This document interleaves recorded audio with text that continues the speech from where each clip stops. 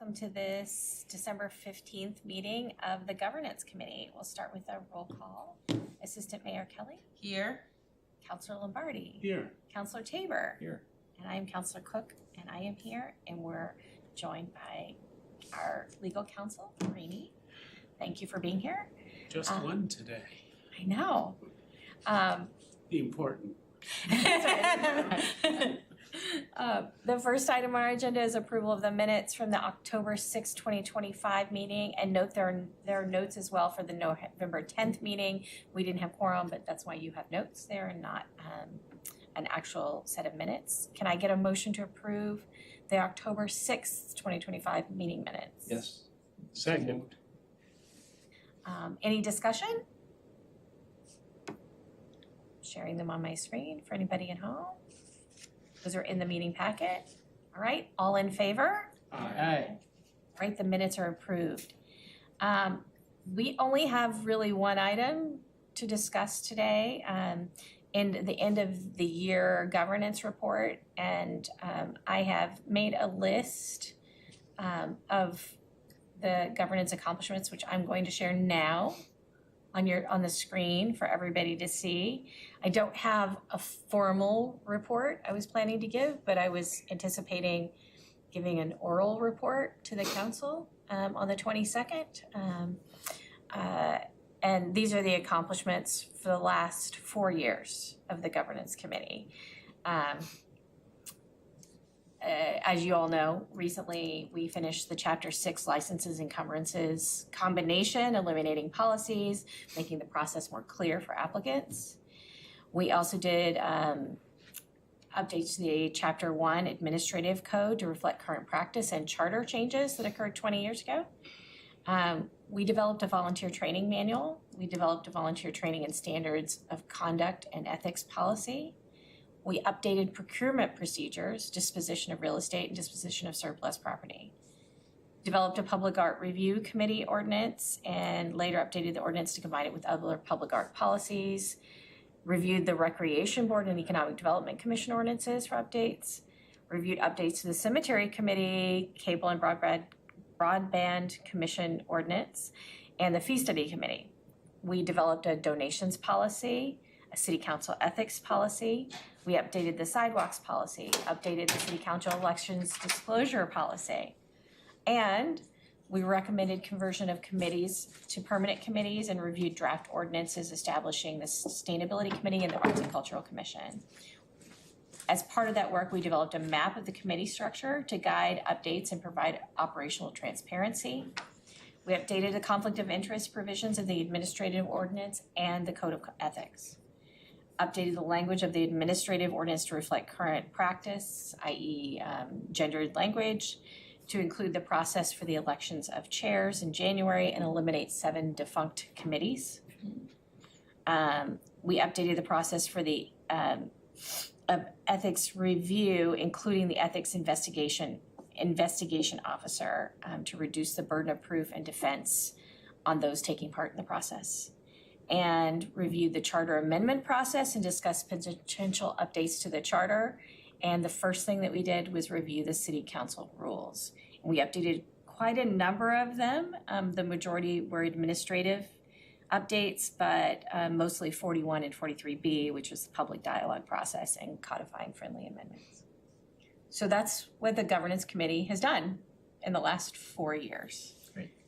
Is there anything you guys think I'm missing that maybe just didn't? I think it'd be more accurate to say revised and strengthened the city council ethics policy, because there was one Right. pre-existed.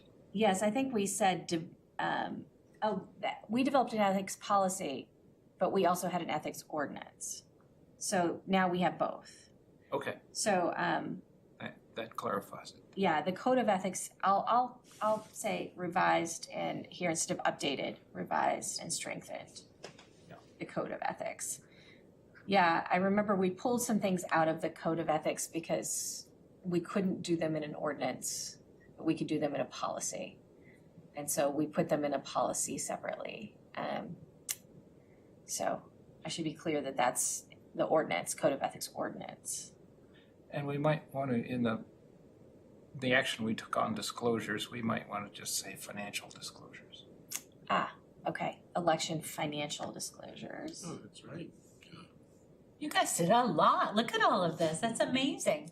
And really, a lot of work went into, you know, it's like the tip of each of those phrases. Oh, yeah. It was a lot of work, you know. That's great. When I was looking back through all the agendas for the last Yeah. 4 years, it was interesting because something would come on the agenda. We would spend somewhere between 3 and 6 months on an Yeah. item. So it's not like these things were discussed in one meeting and settled. Right. They were discussed over a period of time with lots of public input, with lots of process here, lots of input from staff. And at one point, we even had all the former mayors come and talk to us about the charter. So Yeah, and we didn't brag on that, but we deliberated on possible changes to the charter. Like, should we have elections by ward, things like that. And that Yes. was all interesting stuff. yeah, it's very interesting. And the great thing that came out of that, and I'm trying to put together a packet of this, is like the memos from the legal department that clarify the charter amendment process. Mhm. These things that, even though they're not something that went to the council to be adopted, those memos are really helpful Mhm. for the long term. Because if we ever get back there, Mm-hmm. the legal staff has gone through and already reviewed what's necessary to make changes if we decide to. Yeah. So I think that's incredibly helpful. We have a lot of memos from legal clarifying things like that. Yeah. So this is what we've accomplished. And this is kind of what I intend to report back to the council with the changes suggested by Councilor Tabor. If there's nothing else, I'll show you, the next item on the agenda is sunsetting the governance committee. Were we gonna have anything in the packet in writing? Yes, so I will just submit a motion under my name, move to sunset the governance committee. And the reason I should say that I'm suggesting that we sunset the governance committee is we're now at a stage where most of the cleanup process, and that was clear from the November discussion, is stuff that the legal department is doing anyway, and that the legal department will continue to do. And I'm happy to help with that process, but it is now at the stage where it's not stuff that's really policy driven. It's not council driven. It's stuff that's really just legal updates to fix the ordinance where it's not clean. The only thing I think of is a charter. And that, Yeah, that was something I was thinking about. Does it make, and I just, maybe you just want to create another committee called the Charter Committee. Yes, and my understanding is that by law, we're required to set up a charter commission. And I've told the mayor that if he decides to update the charter, that I would be happy to serve, and I'm sure that several of you would be happy to serve Oh, on I'd a love to. charter commission, right? Yeah. well, no, I do think a charter commission should have resident represent, you know what I mean? Like, should be made of how we do a lot of other committees, right? Where we have counselors, legal staff, and I think it's important, especially as we are reviewing back of the old charter amendments and going through some of those meeting minutes, and like resident input is really important. And it's also accountability for the elected body and the staff to make sure that we are, you know, doing those things in place. As we know that, you know, we had to go back to update something from 20 years ago that, you know, just things fall through. And so I think having resident input and resident, you know, conversations about the charter. Because again, we go through so many conversations with residents who don't understand. I mean, I did not until I was forced to read it, consume it, and understand our charter. You know what I mean? And how it affects the operational aspect of our government. It's the base legal argument for the city, basically. Well, and Exactly. a lot of it is prescribed by RSA. Yeah. But there's parts like having a police commission, having a fire commission, that are not necessarily prescribed by RSA. And would be an interesting deliberation. Yes, yeah, that would be very interesting. Yeah, our charter is different than the majority of cities in the state and unique in that sense. And I think if there is interest or will to move forward with a charter commission, I think it makes absolute sense to do that then. And who knows what recommendations would come forward. And a charter commission does usually consist of counselors, but also of members of the public who are asked to serve. So And- I already opened my mouth, I guess. Yeah, exactly. So. You raised your hand. Yeah. So if there's an interest in moving forward with charter changes, then I would anticipate that we would set up a charter commission. And then after that process is completed, if charter changes are made, then there might be need for a governance committee to come back and review the ordinance again to make sure it's consistent with charter changes. So, and that would be logical at that stage. But we have done so much to the key ordinances that really govern council practice in the way that we work already, that we probably need to take a break and spend some time and see how the implementation looks for a few years until we identify other changes that maybe need to be made to the administrative ordinance. And so now we're talking about further changes for encumbrances, which I believe Attorney Farini can handle very ably without us, and the legal department can bring those to the council for discussion. And I think it's important at this stage that discussion happen maybe at the council level, because as we've found, the last few changes, a lot of the input really came at that council stage too. So because those things are not really policy driven necessarily, we're not providing that guidance here necessarily. So if it's reasonable for Sad. for the whole, I know, for the committee. It is kind of sad to close the governance committee, But it does go to what you said, that it's sad, but it's also such an accomplishment. And I think that if more initiatives, especially I think council-run initiatives, were set, John and I talk about this with Housing Committee of like, okay, we need to set these goals, and then if we renew, we set these goals, And I think, Kate, I was a late start to this committee, but I know over the last 4 years, you guys have all done so much, because I know how much you've all done in the last 2. So I think it's proud to be the work that we've done, and, Very productive committee. yes, and thoughtful and committed of the staff to also acknowledge, okay, now it is our, the next phase is us, and we will give you feedback.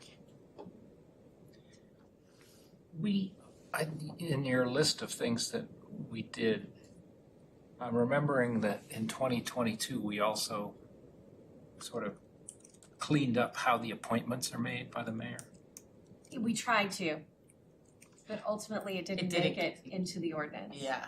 So we tried very hard to clean up appointments and move appointment dates. Right. So So that that it was, we didn't have so many stacked in the end of the year in December, because that's difficult after an election, because there's, people complain, if the mayor's not remaining mayor, then people Everything complain falls, that person is appointing for the next term. And then the new people coming in complain because people have been appointed. So the goal was to clean that up and to move all the appointments out of December. That didn't work. But it didn't, yes, it did not work. Yeah. And I think that organically what's happening now is some of the appointments are just organically being moved out of December. The Arts and Cultural Commission is one that I've been working on. Our appointments were in a December timeframe, the initial appointments, but we have just basically moved them. We're moving them to January, February, like to that timeframe. Yeah, the EDC had a couple that would have expired in December, but those people knew they weren't going to re-up. So they, made the chair informed the chair early on, and the chair actually was able to get a replacement before the expiration of the term and, you know, and so sometimes if people self-select off a committee, Yep. if they can do it before the very end of the year, it makes it just a nice transitional flow, and then that person is, at least for like the EDC, we do a retreat, and so the new member will be able to be at the retreat versus being sworn in or voted in like January, or depending on how crazy so it's kind of nice if you are not want to stay on the commissioner board to let the chairs know. Well, and one of the things that we can do, the biggest challenge we have is around some of the land use boards, the appointments Mhm. are all in December for both, actually, the 15th and the 31st are expiration dates. And one of the things, and this is really what we figured out in this process, because state law is not on our side, is that it would be up to the mayor to delay new appointments. Mm-hmm. And so it's really a conversation with the mayor around, don't appoint in December to fill these spots. Hold off and let people serve an extra month and appoint in January or February. And then ultimately, over the course of 4 to 5 years, you will get all of your appointments slid into January. And that's the best way to do it, because you can't cut terms short ever. But people do serve until somebody else is duly appointed to fill their role. But the problem is the law won't let us curtail the power of the mayor to make those appointments. And so if the mayor wants to make them, so it would take a mayor doing that over the course of a few terms. So that's the challenge. Yeah, but the other issue we had to contend with was some appointments to fill the last year or year and a half of a open seat were made for a full term. Mm-hmm. I think we did clarify that. Yes, we tried to get that clarified and get the clerk's office updated on who was in what term, which is a real challenge, I think, because the tracking on that is It's a interesting. lot of tracking, it's a lot of, It is a lot of tracking, and so I think the clerk's office is still working to make sure that those are all accurate. That's something that I'm working with them on for one of my committees, is making sure A that lot of volunteers. Mm-hmm. we have a lot of volunteers. And the good news is also I had a conversation with the city manager about training, and we're going to make sure that all of our volunteers in January read the volunteer training handbook, and that they sign off that they've read it and they've done training. So that really is kicking off that process of making sure all of our volunteers are going through the training manual that we adopted, and that we're following the volunteer training policy. Yeah. So this is where we are. A lot of what we've done is really now just about implementation, which is really not our role. But it is our role to make sure the implementation happens. So as counselors, we have to follow along and make sure that what we've done is followed. Yeah. So we haven't had an ethics case to review yet, but that would be another big test of our ethics ordinance once we get there. Yeah. if they get the training, hopefully we avoid the ethics issue. Exactly. Maybe the first time it gets tested, it is in 30 years. Wouldn't that be great? I'm not that optimistic. We would all love that. But so, is there any other discussion on sunsetting? Does anyone have a problem with No, us I think moving it's, forward? I think it is a time to rest. We've got a good track record. You know, this train can pull into the station. It's done its job. All right. I don't think we need to vote here, because we will vote at the council, all of us anyway. Or, because my motion, I'm gonna have a motion to sunset the governance Yes, we committee. never were created by ordinance. Yeah, exactly. We were created by a motion. Mhm. And so we can sunset by a motion, which we'll do. essentially, we're just a committee of the council, like the legislative subcommittee Mhm. is a committee of the council. So, as is the fee study committee, oh, that one is established in ordinance, that one's interesting. With that, I think that's it for today. I don't see anyone from the public here or on Zoom. Okay.